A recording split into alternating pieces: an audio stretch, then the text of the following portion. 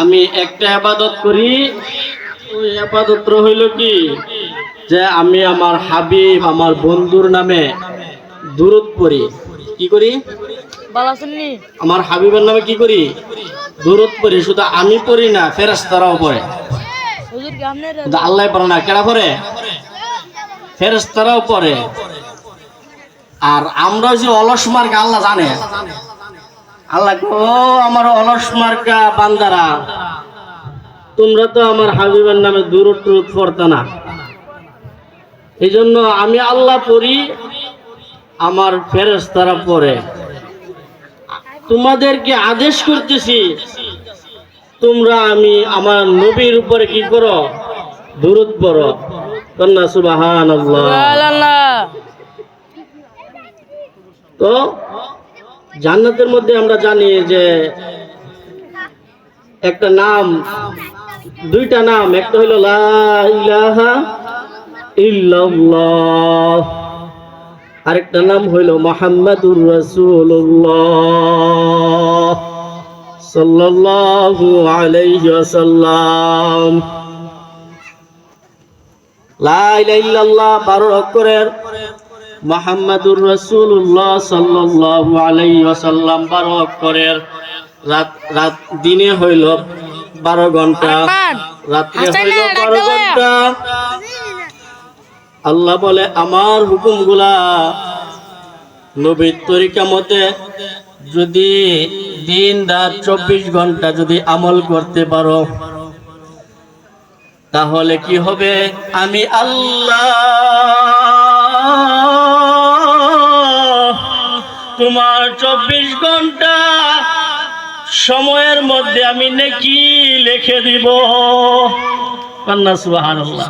হাদিস শরীফে আছে আল মারউ মা মান হাব্বা, যার সাথে যার মহব্বত তার সাথে তার কিয়ামত, যার সাথে যার মহব্বত তার সাথে তার কিয়ামত।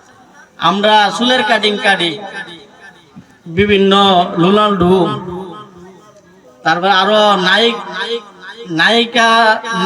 নায়িকাদের পোশাক পিন্দি, তাদেরকে ভালোবাসি। তো আমি যাকে ভালোবাসবো তার সাথে হাসর হবে। আমার চুল কাটতে হবে মুহাম্মাদুর রাসূলুল্লাহ সাল্লাল্লাহু আলাইহি ওয়াসাল্লামের তরিকা মতে। 3 তরিকা।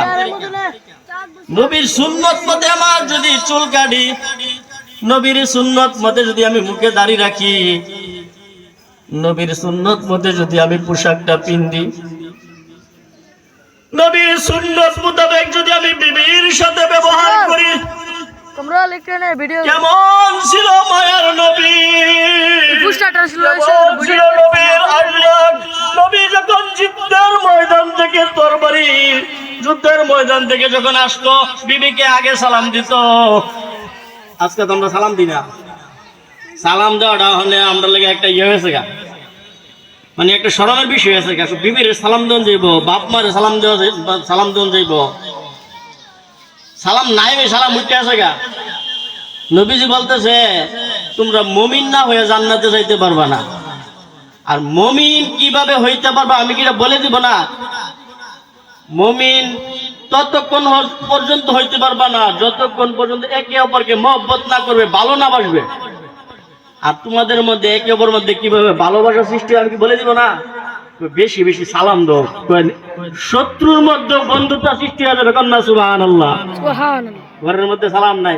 আম্মা জান আয়েশা রাদিয়াল্লাহু তাআলা আনহা বলে আমার নবী কোন সময় আমি আগে সালাম দিতে পারি না, আমি সালাম আগে দেওয়ার জন্য ঘরের মধ্যে লুকিয়ে থাকতাম। নবীজি ঘরে ঢুকানোর আগে সালাম দিয়া দিত। কন্যা সুবহানাল্লাহ। সুবহানাল্লাহ। আল্লাহু আকবার। কেমন নবী ছিল!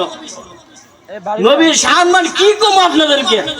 অল্প সময় হুজুররা আছে, আমি লম্বা ওয়াজ করতে বসি নাই, হুজুর আসবে আমার ওয়াজ শেষ। একদিন নবীজি একটা রুটি বানাইতেছে, নবীজি রুটি এমনি ইয়া করতেছে।